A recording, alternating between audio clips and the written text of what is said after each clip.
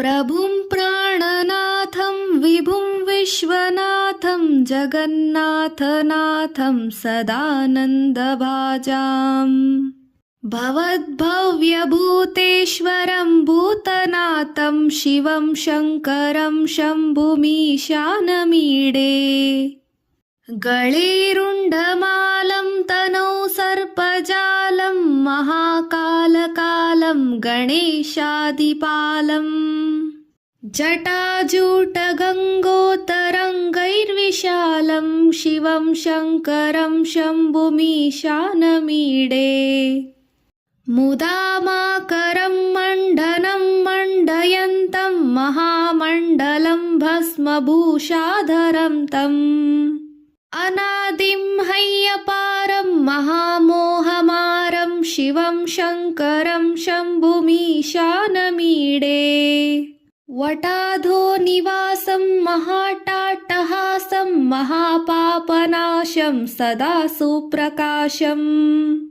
गिरीशं गणेशं सुरेशं महेशं शिवं शङ्करं शम्भुमीशानमीडे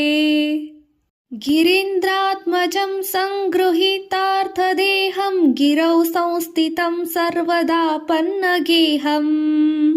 परब्रह्म ब्रह्मादिभिरवन्द्यमानं शिवं शङ्करं शम्भुमीशानमीडे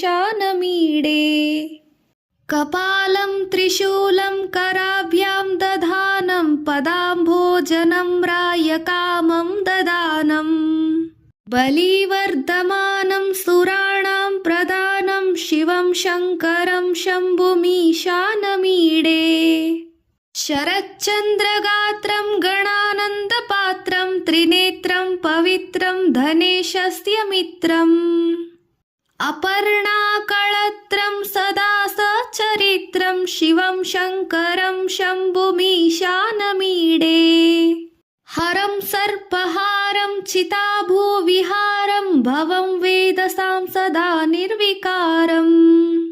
शंशाने वसन्तं मनोजं दहन्तं शिवं शङ्करं शम्भुमीशानमीडे स्वयं यः प्रभाते नरशूलपाणे पठेत् स्तोत्ररत्नं त्विह प्राप्य रत्नम् सुपुत्रं सुधान्यं सुमित्रं कळत्रं विचित्रैः समाराध्य मोक्षं प्रयाति।